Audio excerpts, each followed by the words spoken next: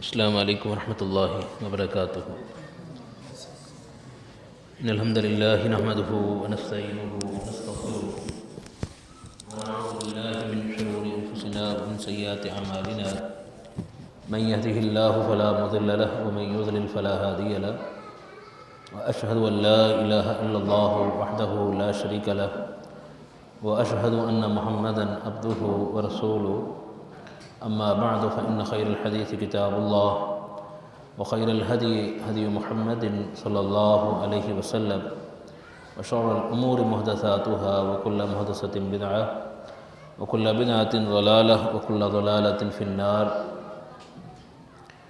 يا أيها الذين آمنوا اتقوا الله حق تقاته ولا تموتن إلا وأنتم مسلمون يا أيها الناس اتقوا ربكم الذي خلقكم من نفس واحدة وخلق منها زوجها وبث منهما رجالا كثيرا ونساء واتقوا الله الذي تساءلون به والأرحام إن الله كان عليكم رقيبا يا أيها الذين آمنوا اتقوا الله وقولوا قولا سديدا يصلح لكم أعمالكم ويغفر لكم ذنوبكم ومن يطع الله ورسوله فقد فاز فوزا عظيما أما بعد قال الله تبارك وتعالى في القرآن المجيد والفرقان الحميد اعوذ باللہ من الشیطان الرجیم من حمزہ ونفخہ ونفثہ بسم اللہ الرحمن الرحیم یا ایہا الناس کلوا مما فی الارض حلالا طیبا ولا تتبعوا خطوات الشیطان انہ لکم عدو مبین رب اشرح لی صدری ویسر لی امری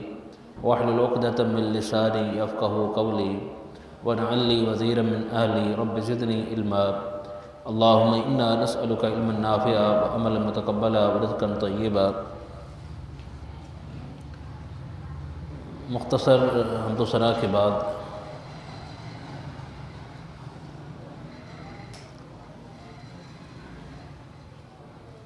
ہمیں اس دنیا میں زندگی بسر کرنے کے لیے مختلف قسم کے وسائل کی ضرورت پڑتی ہے۔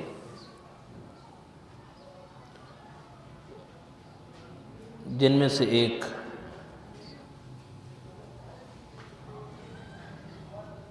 ہمارا ذریعہ معاش ہے کہ ہم نے جب یہاں زندگی بسر کرنی ہے دنیا میں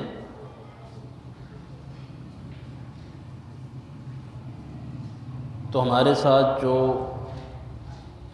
ضروریات کے معاملات ہیں، ہمارے ساتھ جڑی ہوئی ضروریات،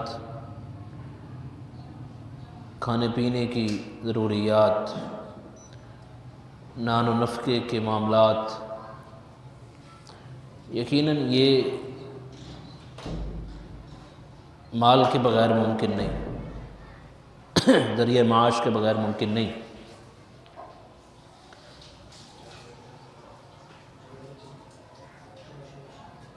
تو اس لحاظ سے یہ ایک اہم ترین ضرورت ہے، اس کے بغیر گزارا نہیں۔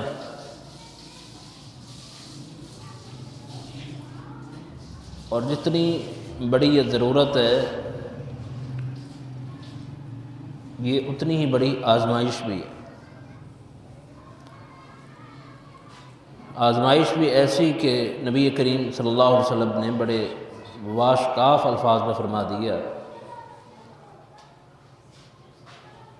کہ میری امت کا جو فتنہ ہے وہ مال ہے۔ ہر امت کا ایک فتنہ ہوتا ہے، میری امت کا فتنہ مال ہے۔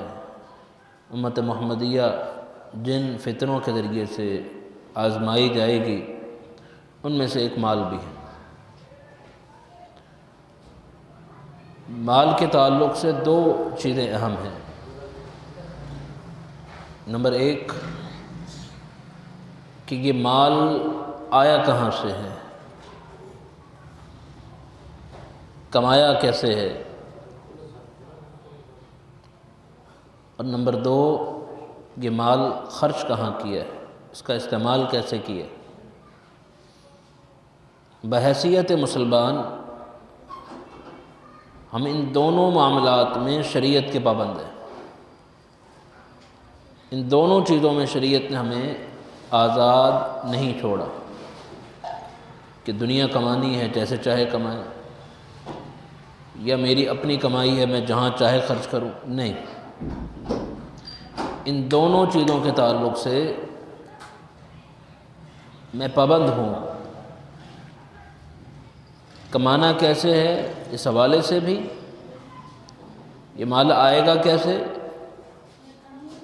اس حوالے سے میں پابند ہوں، اور اسے استعمال کیسے کرنا ہے، خرچ کہاں کرنا ہے، اس حوالے سے بھی میں دین اسلام کے اوامر کا، احکام کا پابند ہوں۔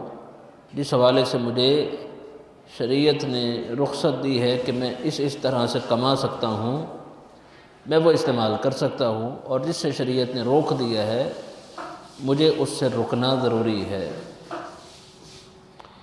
ان دونوں حوالوں سے قیامت کے دن سوال بھی ہوگا۔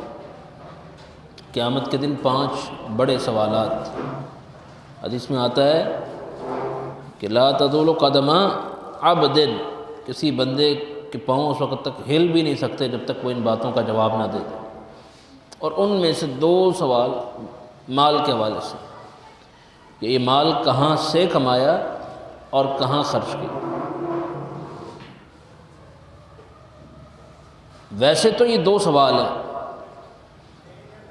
لیکن اگر ہم اپنی معاشرتی زندگی کو سامنے رکھ کر ان دونوں سوالوں کو کھولیں تو اس کی جو تفریعات ہیں وہ بڑی طویل ہیں، اس میں بڑی تفصیل ہے، بلکہ اس کا ایک حصہ دونوں پہلوؤں میں سے کوئی بھی ایک اگر ہمارے سامنے ہو کہ کیسے کمایا یا کیسے خرچ کیا، کسی ایک حصے کو بھی اگر بیان کیا جائے تو وہ بھی کسی ایک محفل میں تفصیلی طور پر بیان نہیں ہو سکتا۔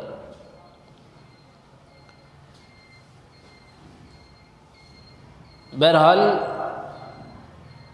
یہ بات تو معلوم ہے کہ مال ہماری ان ضروریات میں سے ہے جس کے بغیر گزارا نہیں، لیکن یہ بات بھی ہمیں معلوم رہے کہ یہ مال ایک ایسی چیز ہے جس کے بارے میں ہمیں ڈرایا گیا ہے، ایک فتنہ جسے قرار دیا گیا ہے، کیونکہ انسان اس کے تعلق سے بڑے بڑے گناہوں کا مرتکب ہو جاتا ہے، جس سے شریعت نے روکا ہے، بڑے بڑے گناہوں کا، جس کی طرف ایک کی طرف ہم نشاندہی کریں گے بھی۔ مثلا خود ایک حرص ہے، یہ لالچ ہے، یہ ایک گناہ ہے مال کے تعلق سے۔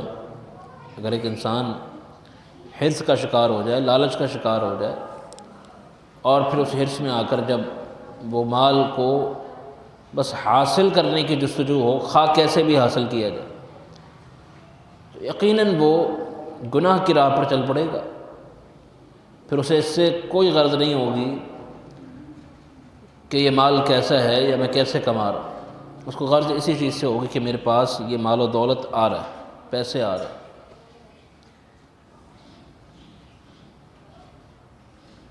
نبی کریم صلی اللہ علیہ وسلم نے پچھلی امتوں کا تذکرہ کیا اور پھر فرمایا کہ مجھے تمہارے بارے میں کوئی فقر و فاقہ کا ڈر نہیں ہے، واللہ لا اخشى علیکم الفقر، مجھے تمہارے بارے میں یہ ڈر نہیں ہے کہ تم فقر سے، محتاجی اور غریبی سے مر جاؤ گے، مجھے یہ ڈر نہیں ہے۔ مجھے ڈر تو یہ ہے کہ تم اس مال کے فتنے میں مبتلا نہ ہو جاؤ، اس کی حرص اور لالچ میں مبتلا نہ ہو جاؤ، اس کی کثرت کا شوق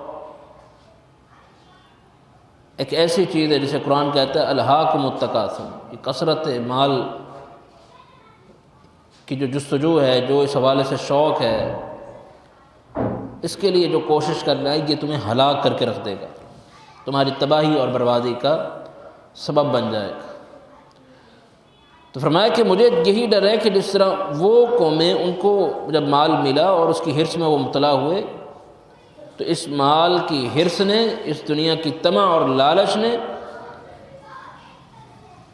ان کو ہلاک کر دیا، کہیں یہ تمہیں بھی اسی طرح سے ہلاک نہ کر دے۔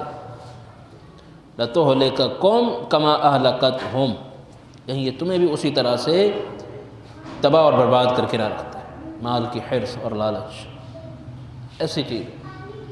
ایک موقع پر نبی کریم صلی اللہ علیہ وسلم موجود ہے، بحرین کی طرف سے جب مال آیا، یہ اس موقع پر نبی کریم صلی اللہ علیہ وسلم نے کلمات کہے، جب بعض صحابہ کی صبح کے وقت، فجر کے وقت دلچسپی دیکھی کہ وہ اس مال کے لیے منتظر ہے، تو آپ نے اس موقع پر یہ نصیحت کی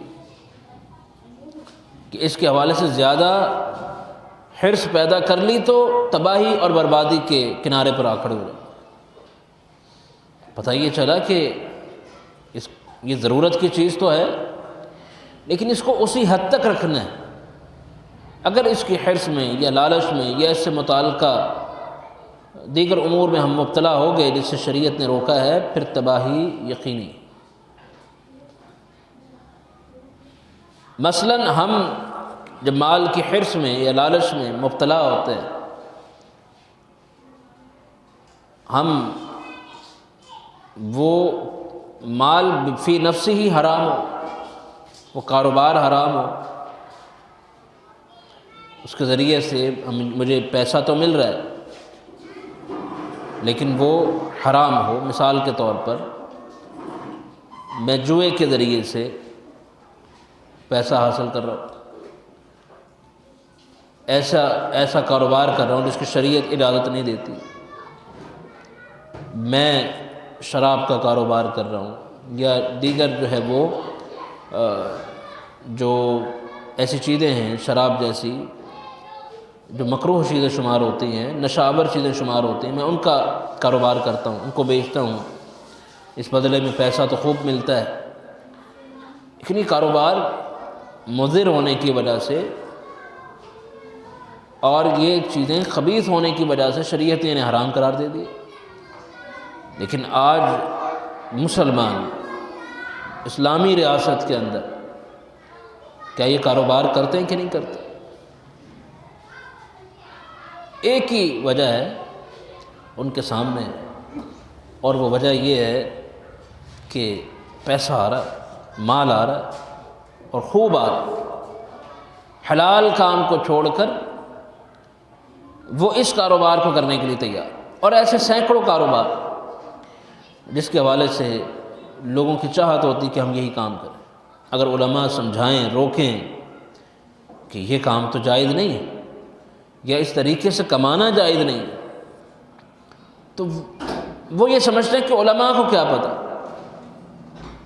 وہ سمجھتے ہیں کہ یہ نئے مسائل، یہ اس دنیا کی جدید یہ ایجادات، اس بارے میں علماء ناواقف ہیں اور ہمیں معلوم ہے، اور اس کام کو کرنے میں شرعاً کوئی قباحت، خواہ وہ سودی کاروبار ہو، خواہ وہ محرمات کی بیع ہو،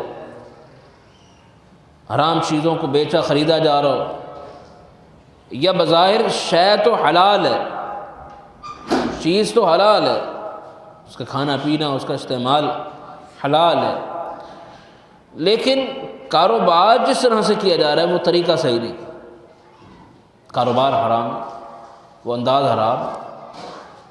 مثلا حلال چیز ہے لیکن اس میں آپ نے ملاوٹ کر دی کسی اور شے کی، اور ملاوٹ کے بارے میں حکم ہے وہ ناجائز کام ہے، بلکہ اس کی تو ایسی مذمت کی ہے شریعت نے، رسول اللہ صلی اللہ علیہ وسلم نے فرمایا کہ من غش فلیس منا، جو ملاوٹ کرتا ہے اس کا ہم سے کوئی تعلق نہیں، دین اسلام سے اس کا کوئی تعلق نہیں، مسلمانوں سے اس کا کوئی تعلق نہیں۔ وہ کر کیوں رہے؟ اس لیے کہ اس کی ایک ہی سوچ ہے، خوب مال ہے، مال حاصل کرنے کا یہ شوق اور یہ جستجو اور یہ لالچ اور طمع اسے اس بات پر جو ہے وہ آمادہ کرتی، اور ملاوٹ خواہ وہ کسی چیز کی کر رہا ہو۔ آپ لوہے پر، پیتل پر یا کسی شے پر بھی چاندی کا پانی چڑھا کر اسے چاندی بنا کر بیچے، سونے کا پانی چڑھا کر سونا بنا کر بیچے، اور اس سے واقفیت نہ رکھنے والا شخص اسے وہی شے سمجھ لے کیا یہ دھوکہ نہیں؟ تو یہ شخص کر کیوں رہا ہے ایسا؟ یہی مال کی حرص ہے. تو یہ مال اس کے لیے فتنہ نہیں بنا. فرمایا انما اموالکم اولادکم فتنہ، یہ مال فتنہ ہے تمہارے لیے. یہ اس طرح سے فتنہ بنتا.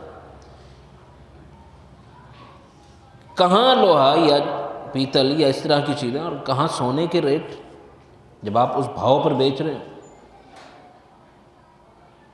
اور بھی اس میں سونے کے یا اس کاروبار کی کچھ دقیق پہلو بھی ہے جس میں دھوکے کے پہلو کافی ہیں، لیکن وہ لوگ کرتے ہیں اور ان تمام ذریعوں سے وہ پیسے کو حاصل کرتے ہیں اور اس پر کوئی انہیں ملامت نہیں ہوتی، کوئی افسوس نہیں ہوتا، کوئی پرواہ نہیں.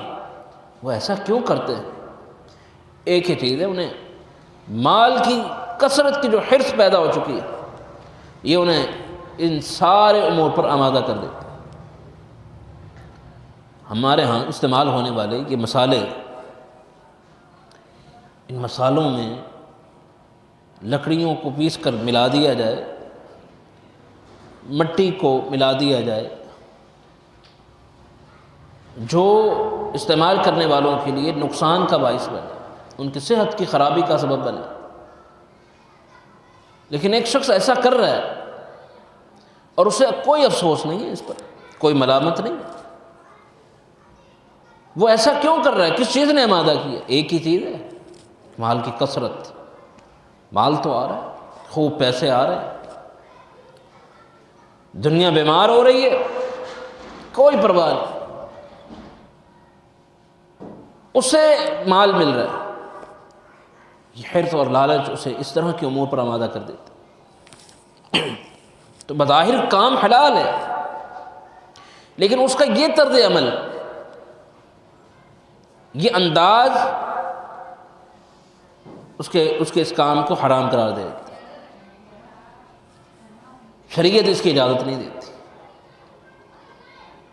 یعنی ہر کام آپ چھیڑ کر دیکھیں اس میں یہ خرابی موجود ہے، اس میں یہ انداز طرز عمل موجود ہے. کرنے والا کون ہے؟ مسلمان. کیا تعارف ہے مسلمان کا؟ المسلم من سلم المسلمون من لسانی و یدی. مسلمان تو اپنی زبان سے بھی اپنے ہاتھ سے بھی کسی کو تکلیف نہیں دیتا. دوسرا مسلمان اس سے محفوظ رہتا ہے، محفوظ. اندازہ لگائیے کیا تعارف اسلام کا، مسلمان کا دین اسلام کروا رہا ہے. اور یہاں یہ مسلمان کیسا ہے جس کا ایک ہی کام ہے لوگوں کو نقصان پہنچانا. خوب بس اپنی جیب بھری جا رہی ہے، اپنی تجوری بھر رہی ہے، خواہ لوگوں کے ساتھ کچھ بھی ہو رہا، ان کا جو نقصان ہو رہا ہے ہونے دیا جائے، کوئی پرواہ نہیں. یہی کا معاملہ ہم دیکھتے ہیں، کپڑوں کا کام ہو، دیگر کام ہو، آپ کو دکھایا کچھ جائے، دیتے وقت کوئی اور شے ڈال دی جائے، کوالٹی میں فرق آ جائے، بیچتے وقت دکھاتے وقت کوالٹی کچھ اور ہو، اور جب آپ کو وہ شے دی جائے پیک کر کے تو کوالٹی کچھ اور ہو. کیا یہ دھوکہ نہیں؟ آپ کو ایک شے دیتے وقت کہا جائے، جھوٹی قسم اٹھائی جائے، جھوٹی قسمیں اٹھا کر آپ کو یقین دلایا جا رہا ہے کہ یہ بڑی عمدہ اور بڑی بہترین کوالٹی کا مال ہے، جبکہ حقیقت یہ نہیں. اب یہ جھوٹی قسم جسے یمین غموس کہا گیا کہ جس کی طرف اللہ تعالیٰ نظر رحمت سے بھی نہیں دیکھے گا قیامت کے دن. جھوٹ بول کر یہ مال بیچنے والا، جھوٹی قسمیں اٹھا اٹھا کر مال کو بیچنے والا، قیامت کے دن اللہ رب العالمین اس کی طرف نظر رحمت سے بھی نہیں دیکھے گا. اسے کس چیز نے آمادہ کیا؟ یہ جھوٹ بول رہا ہے اور جھوٹی قسمیں اٹھا اٹھا کر یقین دلا رہا کہ بڑا ہی بہترین یہ مال ہے، پوری مارکیٹ میں آپ کو ایسا مال نظر نہیں آئے گا، یہ کوالٹی صرف موجود ہی میرے پاس ہے. یقین دلانے کے وہ ہر جتن استعمال کرتا ہے، ہر طریقہ استعمال کرتا ہے. بالآخر خریدنے والے کو یقین آ ہی جاتا ہے کہ یار ایسا یہ آدمی ہے، کیسا نیک آدمی لگ رہا ہے، اس کی باتوں میں کتنی جو ہے وہ سچائی نظر آ رہی ہے اور یقین بھی خوب دلا رہا ہے، قسمیں اٹھا رہا ہے، تو اسی سے مال لے لینا چاہیے۔ کبھی آپ کو دھوکہ یہ دیا جاتا ہے کہ جناب یہ جس ریٹ پر میں آپ کو دے رہا ہوں پوری مارکیٹ میں یہ ریٹ آپ کو نہیں ملے گا، قسمیں اٹھا کر یقین دلایا جائے، اس پر آمادہ کون سی شے کرتی ہے؟ یہی مال کا حرص اور لالچ، اور مزید مال آ جائے، کثرت کی طمع، یہ مجھے آمادہ کرتی ہے کہ میں یہ انداز اختیار کروں، مجھے جھوٹ بولنا پڑے، جھوٹی قسمیں اٹھانی پڑے، مال غصب کرنا پڑے، غصب کے مختلف طریقے، میں وہ سارے طریقے استعمال کرتا ہوں۔ یہ ایسا اس وقت ہوتا ہے جب ہماری ساری ترجیح مال کی کثرت کی طرف ہے، حرص اور لالچ کوٹ کوٹ کر بھر چکی ہے، اور اب میں اس آنکھ سے دیکھ رہا ہوں حرص اور لالچ کی کہ اس چشمے نے مجھے اندھا کر دی ہے، اب مجھے صرف کثرت نظر آ رہی ہے، میری توجہ کسی اور طرف نہیں جا رہی۔ حالانکہ ہونا کیا چاہیے؟ اس کے برعکس ہونا کیا چاہیے؟ اس کے برعکس جو صحیح طریقہ ہے، جو نظم، جو تربیت اسلام نے کی ہے، وہ یہ ہے کہ آپ کثرت کی چاہت رکھیں ہی نہیں، مال اور آئے اور آئے، یہ طمع ہی نکال دیں، یہ سوچ ہی نکال دیں۔ جہاں یہ سوچ آئے گی آپ تباہی کے قریب ہوتے چلے جائیں گے۔ ہاں، برکت کی سوچ رکھیں۔ کثرت اور برکت دو علیحدہ رستے ہیں۔ سود میں کثرت تو ہے، برکت نہیں۔ غصب میں کثرت ہو سکتی ہے، آپ کے پاس مال آیا، خوب آیا، برکت نہیں ہو سکتی۔ چوری کے مال میں کثرت ہو سکتی ہے، بظاہر آپ کو انبار نظر آ رہا ہے، آج تو بڑا ہاتھ لگ گیا، خوب مال آ گیا آج تو، لیکن اس میں برکت نہیں ہو سکتی۔ دھوکے کے مال میں کثرت ہو سکتی ہے، آپ نے دھوکہ دے کر بظاہر خوب کما لیا، لیکن اس میں برکت نہیں ہو سکتی۔ جھوٹ بول کر جو مال آپ کما رہے، اس میں کثرت تو ہو سکتی ہے، برکت نہیں ہو سکتی۔ ہونا تو دور کی بات، وعید موجود ہے، اللہ محقت برکت بیہما، جھوٹ بولنے کی وجہ سے اللہ اس بے میں جو برکت موجود ہوتی ہے اللہ وہ اٹھا لیتا ہے۔ تو فیصلہ میں نے کرنا کہ میں کثرت کی راہ استعمال کروں، راہ کو اختیار کروں کہ بس آ جائے، خوب آئے، جھوٹ بول کر آئے، غصب کے ذریعے سے آئے، چوری کے ذریعے سے آئے، ڈکیتی کے ذریعے سے آئے، کسی کو نقصان پہنچا کر آئے، خواہ اس مال کو حاصل کرنے کے لیے کسی کی جان چلی جائے، کچھ کرنا پڑے، دین سے دور ہو جاؤں، عبادات ضائع ہو جائیں، مساجد سے دور ہو جاؤں، میں کہیں کا نہ رہوں، نہ دین کا حق ادا کیا، نہ گھر والوں کا حق ادا کیا، لیکن مال تو خوب آ رہا ہے۔ یہ معاشرے میں یہ بگاڑ کے پیدا ہونے کی ایک بڑی وجہ یہ ہے کہ ہم اس مال کی کثرت پر جب توجہ دیتے ہیں، پھر یہ مال رکاوٹ بنتا ہے۔ مسجد کی طرف مؤذن بلا رہا ہے، لیکن یہاں آتے پیسے، ہر ایک کے بعد دوسرا، دوسرے کے بعد تیسرا، یہ آتا کسٹمر رکاوٹ بن رہا ہے۔ دل ہی نہیں چاہ رہا کہ اس کسٹمر کو چھوڑ کر جاؤں۔ مؤذن کہہ رہا ہے حی علی الفلاح، کامیابی کا رستہ یہ ہے۔ انسان جب مسلمان داخل ہوتا ہے نا اللہ کے گھر میں، کیا دعا کرتا ہے؟ اللہم افتح لی ابواب رحمت، اللہ رحمت کے دروازے کو، کامیابی کے، رحمت کے رستے تو یہی، لیکن اس کی نظر کثرت پر ہے، اس کی آنکھ کہہ رہی کہ نہیں، کامیابی تو یہ، پیسہ تو یہاں ہے،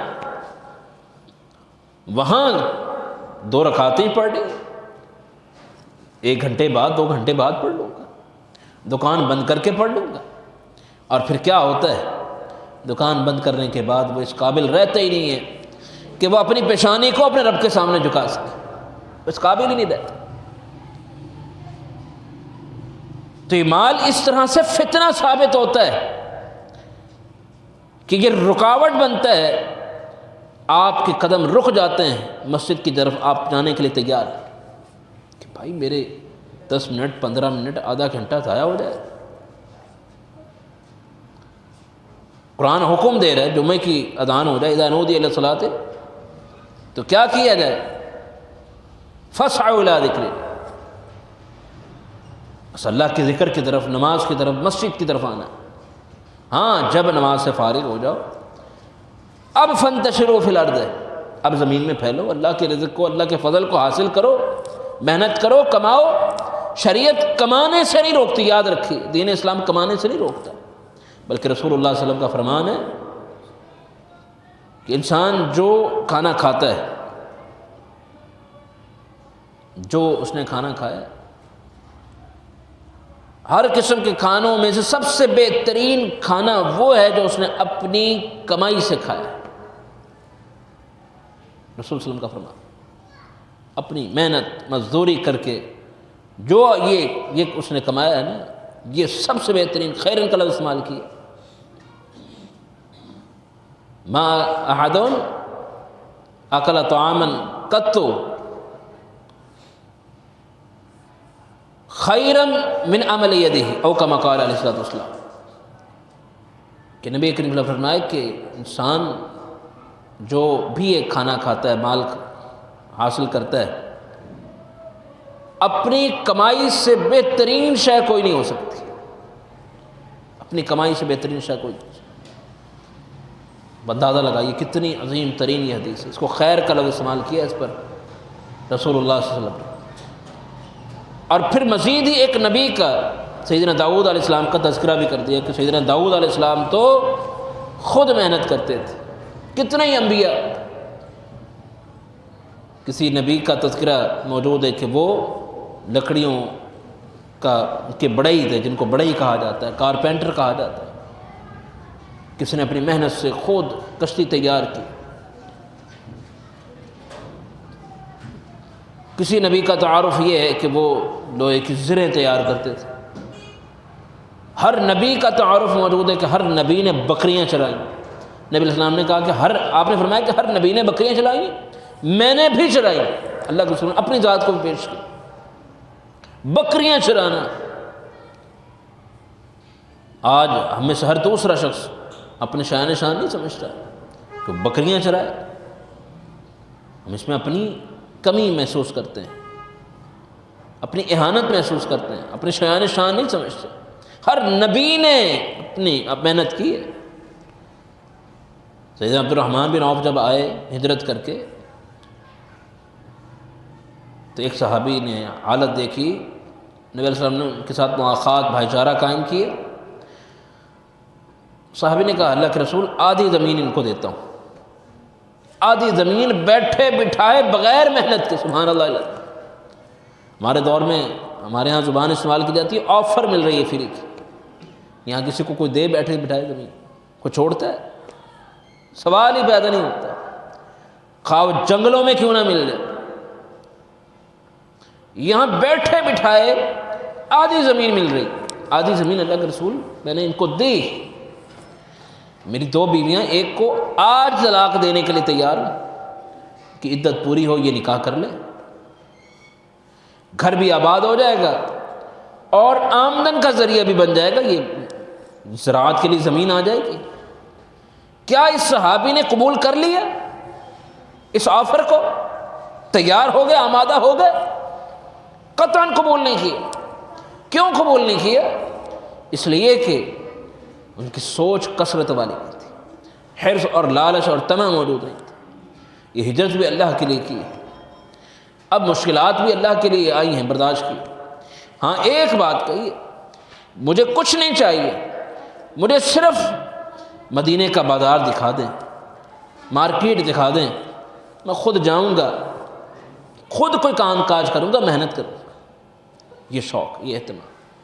جب محنت مزدوری اور خود یہ محنت کرنا کسی نبی کی شان میں کمی کا باعث نہیں بن سکتی اور کسی صحابی کی شان میں کمی کا باعث نہیں بن سکتی، تو پھر یہ مسئلہ سمجھ لیں کسی کی شان میں کمی کا باعث نہیں بن سکتی.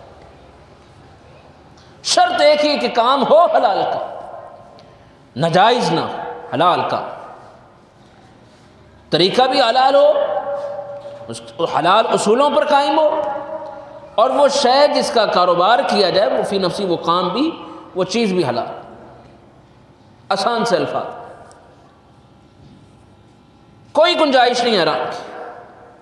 حرام کی گنجائش لقمہ کی حد تک کھانے کی صرف اس وقت آتی ہے جب جان خطرے میں، ورنہ کوئی گنجائش نہیں۔ ورنہ اس کے علاوہ تو حکم کیا ہے؟ نبی علیہ السلام نے فرمایا کہ ایما عبد نبت لحمہ من سحت فالنار اولی بہ، اور وہ شخص جس کی جسم کی پرورش ہوئی ہے حرام مال کے ذریعے سے، حرام مال کے ذریعے سے، فرمایا کہ وہ پھر صرف اور صرف جہنم کا مستحق ہے، اس کا انجام صرف جہنم ہے، یہ آخرت کا انجام۔ دنیا میں یہ اتنا بڑا مجرم ہے اور اللہ کی رحمت سے اتنا محروم ہے اور اللہ اس سے اتنا ناراض ہے کہ رسول اللہ صلی اللہ علیہ وسلم نے فرمایا کہ جب یہ ہاتھ اٹھاتا ہے دعا کے لیے، اشعث اکبر اس کی کیفیت ہے، پراگندہ بال ہے، سفر سے تھکا ہوا چور ہے، کیفیت بڑی عجیب ہے، ہاتھ پھیلائے ہوئے اپنے رب کے سامنے، یمد یدیہ، اپنے رب کو پکار رہا ہے، یا رب یا رب، اپنی دعائیں، التجائیں، فریادیں اپنے رب کے سامنے پیش کر رہے، اپنی مشکلات پیش کر رہے، اپنے رب سے مانگ رہے، لیکن اللہ رب العالمین اس کی اس دعا کو قبول نہیں کر رہا، کسی دعا کو قبول نہیں کر رہا۔ وہ اللہ جو اللہ فرماتا ہے ادعونی استجب لکم، میرے بندے مجھ سے مانگ تو صحیح، میں تو قبول کرنے کے لیے تیار، مجھ سے مانگ تو صحیح۔ وہ اللہ جس کا تعارف یہ ہے کہ بندہ ہاتھ اٹھا لے تو اللہ کو حیا آتی ہے ان ہاتھوں کو خالی موڑ دے، لیکن یہاں کیفیت کیا ہے؟ دیکھیں کتنی اذیتوں اور تکلیفوں سے، مشقتوں سے چور ہو کر یہ اللہ کے دربار میں حاضر ہوا، حج کا سفر کر کے آیا، اور کیفیت حدیث بیان کر رہی ہے، سفر کے جو تھکاوٹیں ہیں وہ نظر آ رہی ہیں، جو مشقتیں جو آثار ہیں وہ سب نظر آ رہے ہیں، اور اس کے باوجود اپنے رب سے معافیاں بھی مانگ رہا ہے، دعائیں مانگ رہا ہے، لیکن اللہ فرما رہا ہے کچھ قبول نہیں ہوگا۔ کیوں؟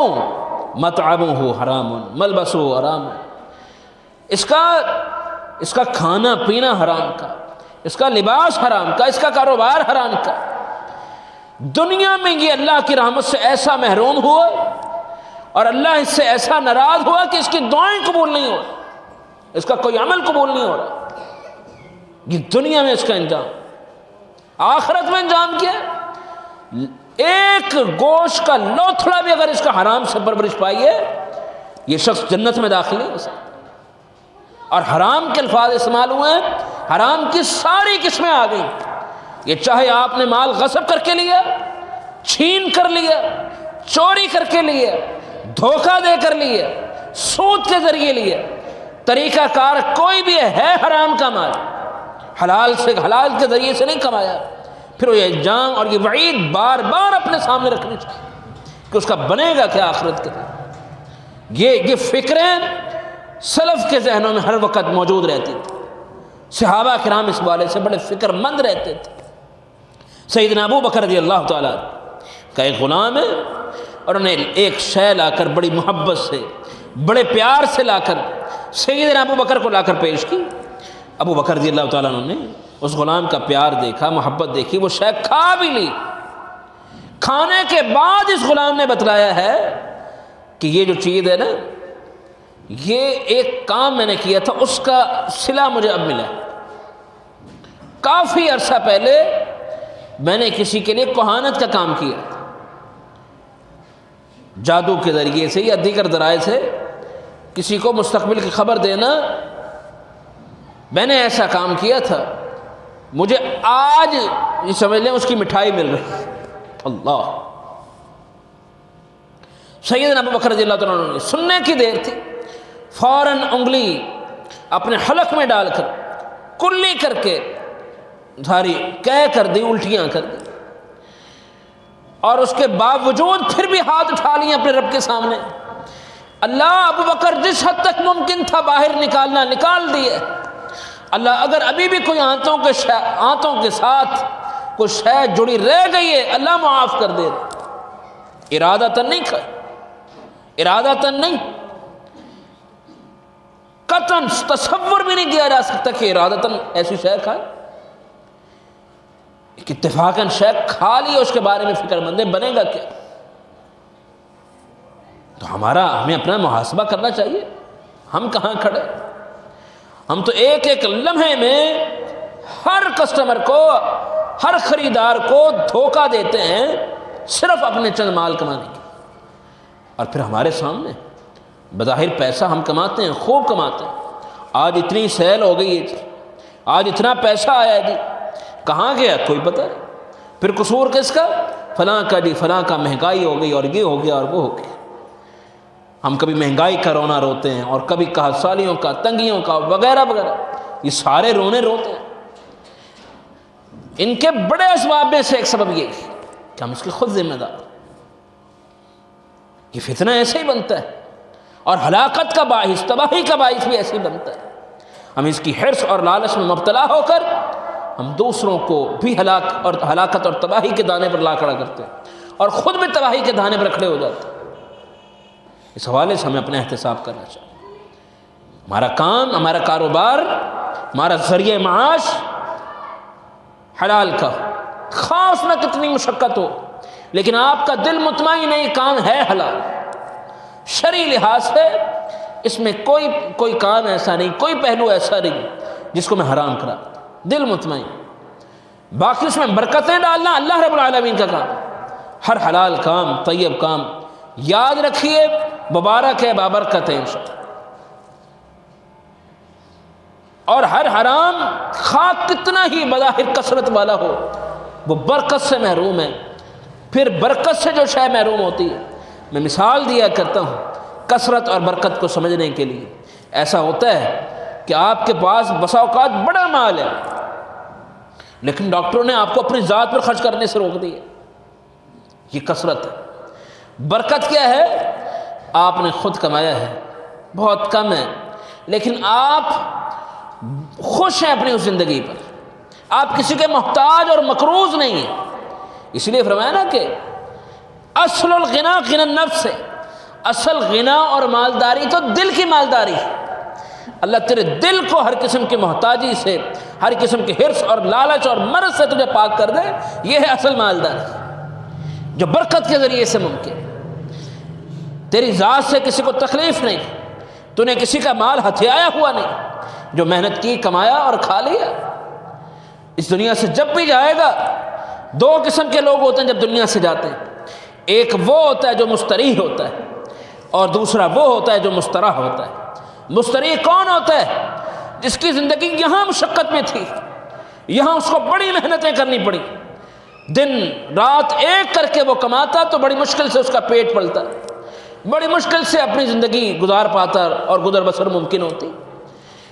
لیکن یہاں مشقتوں والی زندگی سے جیسے ہی گیا، موت آئی، آگے راحت ہی راحت ہے، سکون ہی سکون، قبر میں بھی سکون، آخرت میں سکون، آگے سکون اور راحت والی زندگی، یہ مستریح۔ مستراح کون ہے؟ جس کی زندگی یہاں تو بڑی خوشحالی والی تھی، یہاں خوب مال تھا، خوب فراوانی، خوش و خرم زندگی گزر رہی ہے، اور بڑی جو ہے وہ معاش میں فراوانی ہے، لیکن لوگ پریشان ہیں۔ لوگ پریشان کیوں ہیں؟ اس لیے کہ کسی کا مال ہتھیایا ہوا ہے، کسی کا مال کسی کے اس نے قرض دینا ہے، کسی کا مال اس نے چھینا ہوا ہے، اور کسی کو اس نے دھوکہ دیا ہے۔ سارے حرام ذریعوں سے مال کما کر یہ خوش زندگی گزار رہا ہے، خوشحال زندگی بظاہر گزار رہا ہے، خواہ اس کو راتوں کو نیند نہ آتی ہو، خواہ یہ اپنی ہی کمائی ہوئی اس دولت سے خود اپنی ذات پر خرچ کرنے کے قابل نہ ہو۔ یہ دنیا سے جب جاتا ہے تو اس کی اولاد پریشان ہے، یہ جاتا بعد میں ہے، اور قرضدار پہلے دروازے پر آ کھڑے ہوتے ہیں، جناب اس وقت تک میت دفنانے نہیں دیں گے جب تک ہمارے یہ ہزاروں لاکھوں کروڑوں کے گھپلے جب تک جو ہے وہ جو ہے اس کی تلافی نہ ہو جائے۔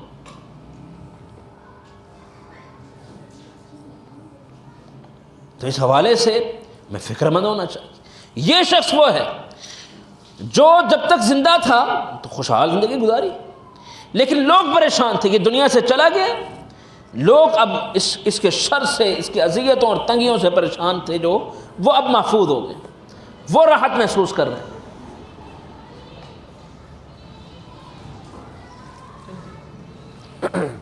وہ راحت محسوس کر رہے ہیں، وہ سکون میں آ چکے ہیں۔ تو اس حوالے سے میں اپنا احتساب کروں، اپنا جائزہ لوں کہ میں کہاں کھڑا ہوں، کہ میں اگر اس دنیا سے گیا تو میں کیسا ہوں، میرے جانے کے بعد لوگوں کو سکون ملے گا، یا میں نے دنیا میں کوئی ایسے اعمال کر رکھے ہیں کہ میں سکون اور راحت کی امید رکھ سکتا ہوں کہ میرا اللہ مجھے معاف کر دے گا۔ اور یاد رکھیے حقوق العباد کا تو معاملہ ہے بھی ایسا کہ قیامت کے دن یہ دنیا کا مالدار آدمی، رسول اللہ صلی اللہ علیہ وسلم نے پوچھا، آپ نے پوچھا میرے صحابہ بتلاؤ مفلس کون ہوتا ہے؟ مفلس کا معنی غریب، تنگ دست، کلاش قسم کا آدمی، کوئی مال نہیں۔ صحابہ نے فوراً جواب دیا، اللہ کے رسول المفلس فینا من لا درہم لہ ولا متاع، جس کے پاس درہم و دینار نہیں، ریال نہیں، ڈالر نہیں، پیسہ نہیں، روپیہ نہیں، کوئی بینک بیلنس نہیں ہے، یہ شخص مفلس ہے۔ نبی کریم صلی اللہ علیہ وسلم نے میری امت کا مفلس یہ نہیں، میری امت کا مفلس یہ ہے دنیا میں خاص کے پاس ریالوں کی، ڈالروں کی لائن لگی ہو، پیسوں کے ذخائر ہو، انبار لگا ہوا ہے مالوں کا، لیکن آخرت کے دن جب اس کا معاملہ ہوگا، فیصلہ ہوگا، اور اللہ رب العالمین عدل کا معاملہ قائم کرے گا، اور صورت کیا ہوگی کہ لوگ حاضر ہو جائیں گے، لوگ کہیں گے اللہ اس نے ہمارا مال کھایا تھا، اکل مال ھذا وسفک دم ھذا، اس نے مجھے مارا تھا، اس نے میرا مال کھایا تھا، میرا خون بہایا تھا۔ یہ سارے مظلومین کی لائن موجود، سب کھڑے۔ اللہ رب العالمین اس کی نیکیاں ان مظلومین میں تقسیم کر رہا ہے۔ یہ مقتول ہے، اس کو اس کی نیکیاں دے دی جائیں، یہ اس کو مارا تھا، اس نے کوئی اور ظلم کا معاملہ کیا تھا، نیکیاں، اس کا مال چھینا تھا، غصب کیا تھا، چرایا تھا، یا قرض کھا گیا تھا، کوئی کیفیت ہے، کوئی صورت ہے، اس کو بھی اس کی نیکیاں دے دی، حتیٰ کہ اس کی نیکیاں ختم ہو جائیں گی، لیکن مظلومین کی لائن اب بھی موجود ہے، جن کے مال ہتھیاتا رہا، جن کو طرح طرح کی تکالیف دیتا رہا دنیا کی ہرس کی وجہ سے، وہ لائن اب بھی موجود ہے۔ اب اللہ رب العالمین نے فرمائے گا اس کی نیکیاں تو نہیں رہی، وہاں قیامت کے دن کوئی مال و اسباب نہیں ہوں گے دینے کے لیے، وہاں تو سودا یہ نیکیوں کا اور برائیوں کا ہی ہوگا۔ اب نیکیاں ختم ہو چکی ہیں، اب کیا ہوگا؟ اللہ فرمائے گا کہ اب ان مظلومین کے جو گناہ ہیں، وہ بھی تو انسان تھے نا، ان سے بھی گناہ ہوئے ہوں گے، ان کے گناہ اس پر لاد دیے جائیں۔ دیکھیں آیا تھا نیکیوں کے پہاڑ کے ساتھ، نیکیوں کے انبار بھی لگے ہوئے، لیکن گناہ بھی ایسے ہی کیے، لوگوں کو تکلیفیں بھی ایسی ہی دیں۔ نیکیاں لے کر آیا ہے، نیکیاں ختم ہو چکی، لوگوں میں تقسیم ہو چکی، اب لوگوں کے گناہ اس پر لادے جا رہے ہیں۔ اللہ سوچئے ذرا، وہ جو یہاں لوگوں کو دھوکہ دیتا ہے، ملاوٹ کر کے مال بیچتا ہے، یا لوگوں کا مال چھینتا ہے، یا کسی طرح سے بھی، یہ سب ظلم کی شکلیں، کل قیامت کے دن ان سب کی کتار کھڑی ہو سکتی ہے۔ تم نے 2-4 نیکیاں اگر کی بھی ہیں، وہ بھی چلی جائیں، اور ان کے گناہ بھی اگر تیرے پلے میں آگے، تیرا بنے گا کیا؟ سوچئے اس حوالے سے۔ فرمایا کہ ان سب مظلومین کے گناہ جب اس پر لادے جائیں گے، اب یہ کس چیز کا مستحق ہے؟ جنت کا؟ نہیں، جنت میں جانے کے لیے تو نیکیاں ہونی چاہیے، وہ تو رہی نہیں، تو پھر کس چیز کا مستحق ہوا؟ جہنم کا۔ کیوں؟ نیکیاں رہی نہیں، اور جہنم اور جو ہے گناہوں کا انبار لگ چکا ہے، اسے اٹھا کر جہنم میں داخل کر دیا جائے گا، جہنم میں پھینک دیا جائے گا۔ اللہ اکبر۔ فرمایا کہ میری امت کا مفلس یہ قیامت کے دن، اصل افلاس تو قیامت کا ہے، آخرت کے دن کا افلاس اور غربت اصل افلاس سے ہے۔ فرمایا کہ میری امت کا مفلس یہ شخص جو نیکیوں کے لحاظ سے آخرت کے دن کلاش ہو جائے گا، کچھ اس کے پلے میں باقی نہیں رہے گا، بالکل کلاش ہو کر بالآخرت جہنم میں جا رہا ہوگا۔ تو یہاں یہ جو ہم چھوٹے چھوٹے بظاہر چھوٹے چھوٹے جنہیں ہم اہمیت نہ دیتے ہوئے دنیا کی حرص کی وجہ سے ہی کر جاتے ہیں، ذرا دیکھیے آخرت میں کتنے بڑے بھیانک انجام کا یہ باعث بن سکتے ہیں۔ تو یہ ایک پہلو پر ابھی ہم نے بات کی کہ مال کمانے کے ذرائع بھی حلال ہو، جو شریعت نے اصول دیے حلال طریقے حلال کام کے، ان اصولوں پر مشتمل ہو، اور وہ فی نفس ہی وہ کاروبار بھی حلال۔ اب یہ آپ کی بے، یہ کاروبار، یہ کام حلال ہے، ورنہ یہ ناجائز۔ اور دوسرا پہلو ہے کہ یہ مال خرچ کہاں کرنا ہے، یہ دوسرا پہلو، پھر اس کی بھی مزید تفصیل۔ تو میں نے صرف ایک پہلو پر بات کی، اسی پر اپنی بات کو سمیٹتا ہوں۔ اور یہاں آپ سب سے بھی یہی گزارش ہے، اور اپنے آپ کو بھی یہی نصیحت ہے قرآن سنت کے ان دلائل کی روشنی میں،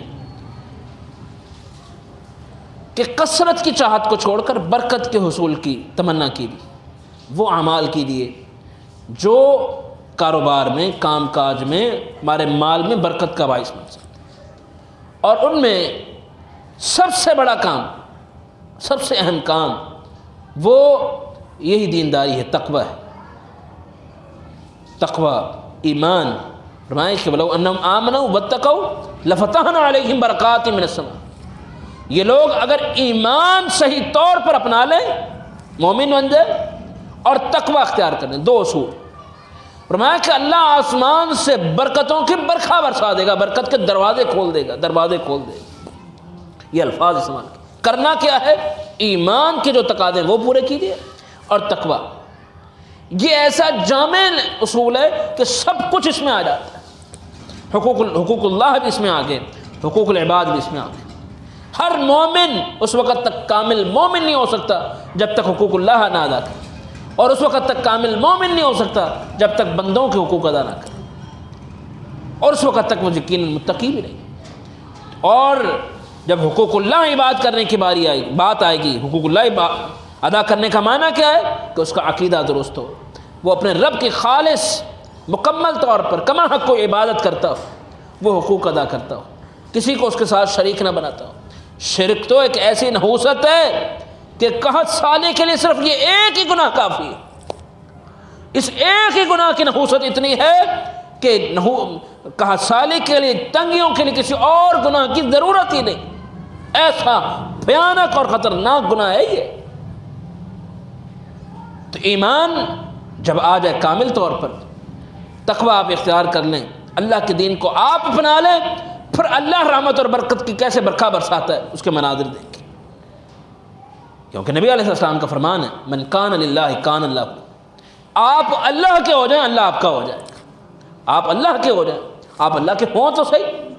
آپ کا چہرہ کہہ رہا ہو کہ آپ اللہ کے ہیں، آپ کا گھر کہہ رہا ہو کہ آپ اللہ کے ہیں، آپ کے بچے، ان کی تربیت نظر آ رہی ہو، آپ واقعتاً اللہ کے ہو گئے، آپ واقعتاً مسلمان ہیں، پہنا ہوا لباس گواہی دے رہا ہو، واقعتاً آپ اللہ کے ہو گئے۔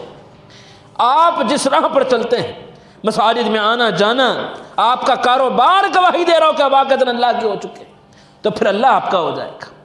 پھر دنیا جن دنوں میں پریشان ہوگی، اللہ ان تنگیوں اور پریشانیوں سے آپ کو نکال لے گا۔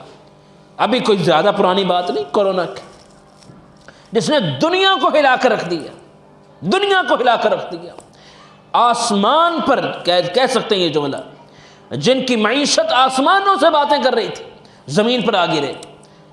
اس دور میں بھی ایک بڑی تعداد ایسی موجود تھی کہ انہیں ایک مچھر کے بیٹھنے جتنا فرق نہیں پڑا، کوئی فرق نہیں پڑا۔ اللہ نے اسے اس مشکل سے بھی بچا لیا۔ کیوں بچا لیا؟ ایک ہی اصول ہے کہ وہ دل سے اللہ کے ہو گئے ہیں، اور اللہ پھر ان کا ایسا ہوا ہے کہ ایسی مشکلوں اور پریشانیوں سے انہیں بچا لیتا ہے۔ بس یہ کام کرنے کا، یہی نصیحت اپنے آپ کو ہے، اور یہی گزارش آپ کی خدمت میں۔ اللہ رب العالمین سمجھنے کی توفیق عطا فرمائے۔ وما توفیقی الا باللہ علیہ توکلت و الیہ انیب۔